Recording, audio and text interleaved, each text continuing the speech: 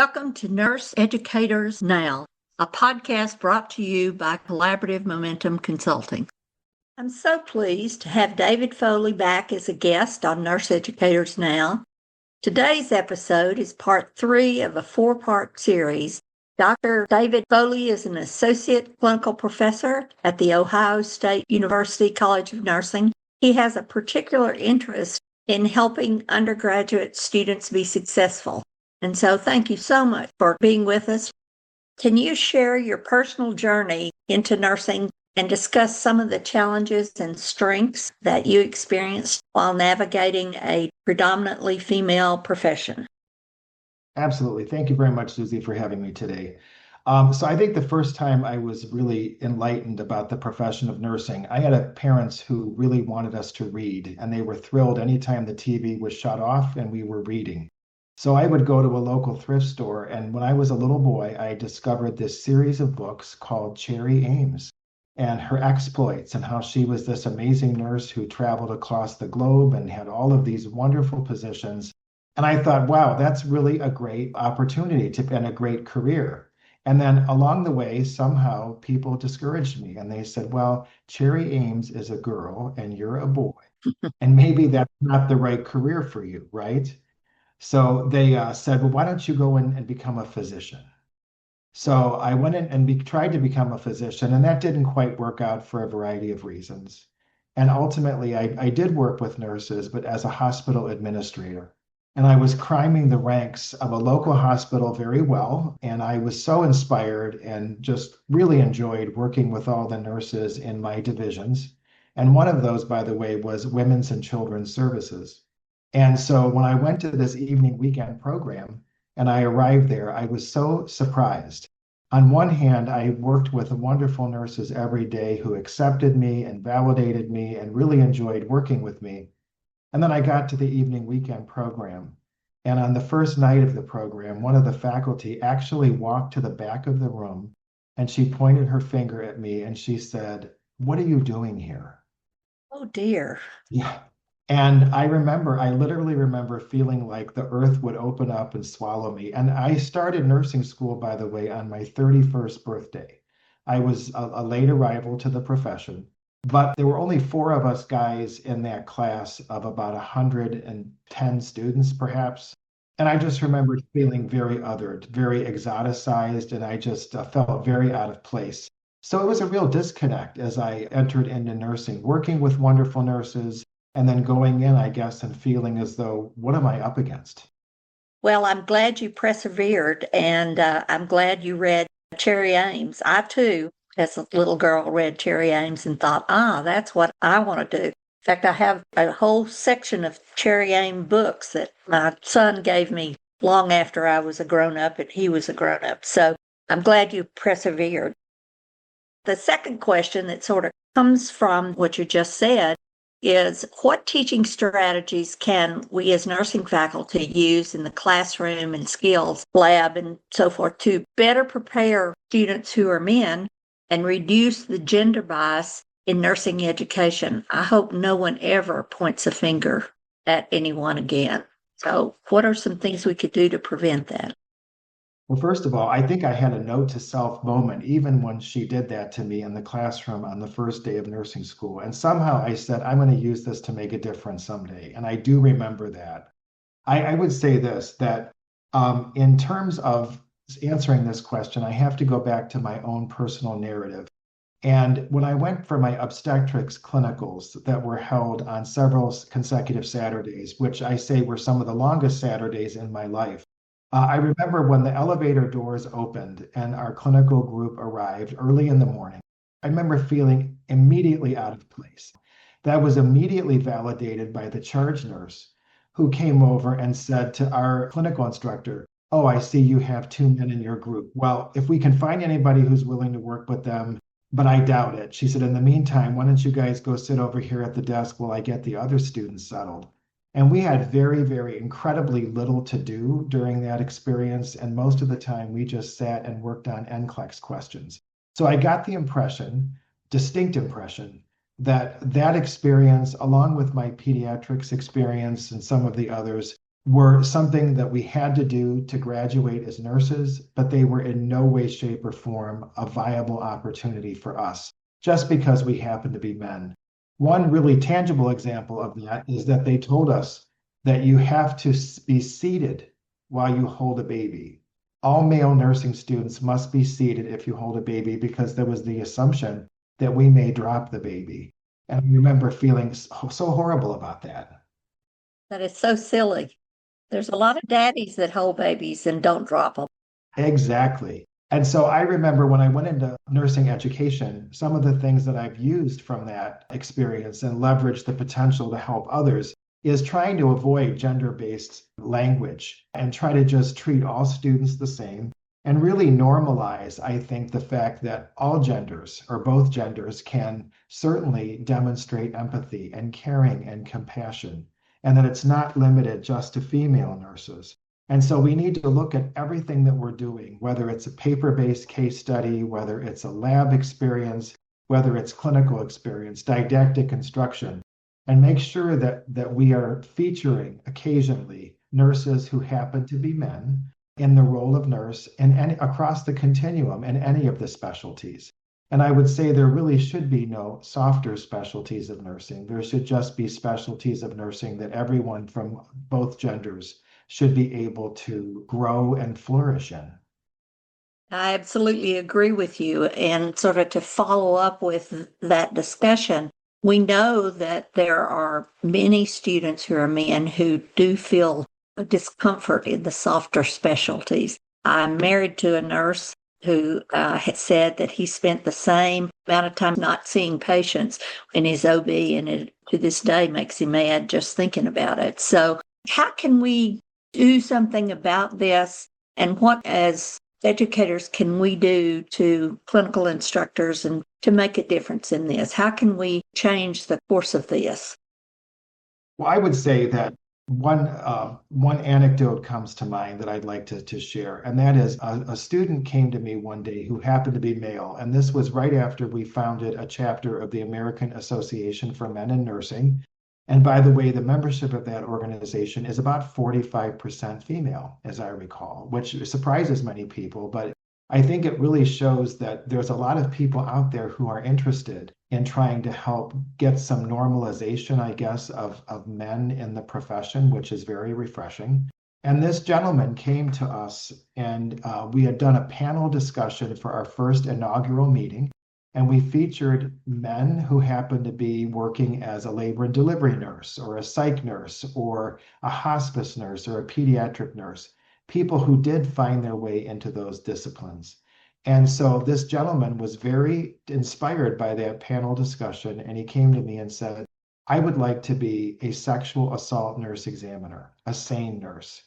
And I was surprised because the literature does show that the overwhelming majority of assailants are going to be men. And I said, I don't know that I had to check my own language because I didn't want to immediately say, I don't know that that would be a viable career path for you because I could hear my own words saying all of the disciplines of nursing should be open to everyone. So I said, let me just do some thinking about that and I'll get back to you. And I networked through organizations and everyone I could find. And I did find a gentleman who happened to be working in that role out of state. And I connected the two of them. And I said, I really don't want to dissuade this student from pursuing his dream, just like I wouldn't want to dissuade any student from pursuing their dream.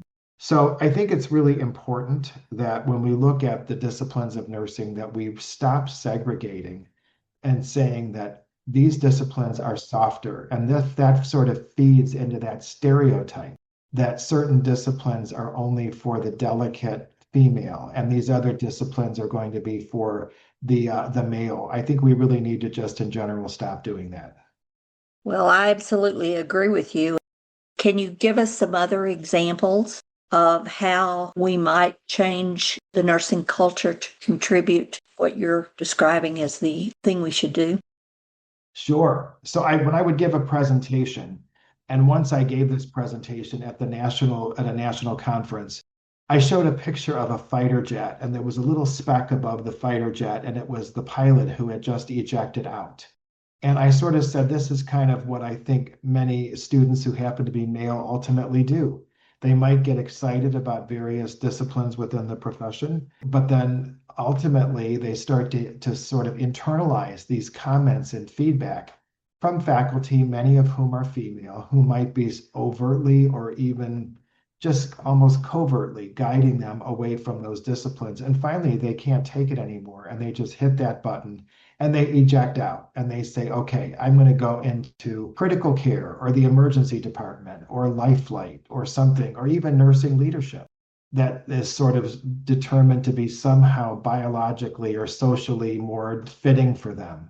And that really is a shame that we feel that we have to do that. I do want to sort of interject that I think a lot of this goes back to Florence Nightingale, our beloved founder of Western nursing, when she took her colleagues to the Crimean War front. She found soldiers in terrible conditions, as we know. And those soldiers were being cared for by other soldiers who happened to exclusively be men because only men were soldiers at that time. And it inspired her to sort of make some statements like she felt that the female delicate hand is more suited for the delicate work of nursing. And you see that word delicate and so forth over and over again. So I think that over time, that sort of notion became very socially mobile and sort of spread like wildfire throughout society. And nursing was deemed one of a handful of professions several decades ago that were seen as viable career opportunities for females. I do have to also share that my dissertation advisor once told me, and she was a female and she was a nurse of many years, and she said she experienced the same gender bias. When she was in high school, her math teacher said, "Why are you worried about your math grade? You're a girl." Oh dear. So I have to kind of embrace the fact that we've all experienced this bias, but I'm just speaking from my perspective. That's a very good response. And yes, I think there have been biases both directions. But I think as a female, it's important that we recognize that we're not the only group that has been maybe put down a little bit. And so we can expand how much we are concerned about this by thinking about others as well. That's a great story about Florence Nightingale. I had no idea, but I will remember it and use it. As my last question, I think most men, and that's maybe an overstatement, but men are entering nursing today because of job security, salary, stability, career mobility. How can nurse educators and preceptors help those students connect with the deeper helping mission of nursing? And I would say that I think probably there are some nurses who are female who come for that reason as well. What do you think? Sure. So going back to our friend Cherry Ames, our mutual friend Cherry Ames, in those books, I think especially in the early series of books, she talks about this divine altruistic calling that she felt was on her heart to care for people, and so from a young age. And so I think that even when I was entering the profession of nursing education about 20 years ago, I had recognized that that probably was not the case. That was a very sort of ideal that was upheld. But nevertheless, when I would teach students, anytime I was in front of a classroom, I would ask, how many of you went into the profession of nursing just because you felt that you had some sort of a divine calling on your life and you're really here because you want to help others? Maybe if two or three hands would go up. And I would ask, what other reasons? And I finally said, let me just come out and ask you. If I said, forget about, don't be afraid to answer this honestly. If you're in the profession of nursing, almost solely because of the economic security it will provide, because of that you're going to have a stable career pathway that will provide you with that social and economic mobility that you need to have a good life. How many of you are in it for that reason? And many hands would go up, many hands. And some people said that they would be discouraged by that. But again, I think that we have to lean heavily into that discomfort and really embrace the fact that that's the new normal. And so I would ask many students of both genders, but particularly to the male students, because that's where I'm speaking to from my heart, and let them know that I felt I kind of in a similar way went into nursing for that reason. I thought that it would be add to my skill set and make me a better administrator, and I could understand the nurses who were working in my areas. But as when I got on the floor and I realized I was working with human beings and families and the human condition, I fell in love with this profession. And it's okay for me to say that as a nurse who happens to be male. I fell in love with the profession of nursing. And I hope that as I speak to students, I said part of my mission is to present nursing to you in the best regards possible, to encourage you to explore all the opportunities that nursing has to offer. And I hope that you will find your niche and you will fall in love with the profession of nursing as well. And I think that today that's a huge part of my mission in life is to help people fall in love with the profession of nursing. And incidentally, that is coming from a nurse who happens to be male. Thank you, David. That was a great response. And I too feel the love in my heart for nursing. When I was deciding what I was going to be when I grew up, it was really you could be a nurse, you could be a teacher, or you could be a secretary, and I couldn't type. So I ended up being a nurse. And I've been so grateful all these years because of the joy that it has brought to me in just a variety of ways. Certainly, stability is good, but not always is it stable, but it certainly has always been rewarding. Appreciate so much your being with us. It's been a great conversation. I'm glad to have you. Thanks. That's all the time we have for today. Thank you for tuning in to Nurse Educators Now. Please subscribe to the show and share it with a colleague. For more free nursing education content or to book a consultation, visit us at collaborativemomentum.com. We'll be back soon with more conversations to support, challenge, and inspire you.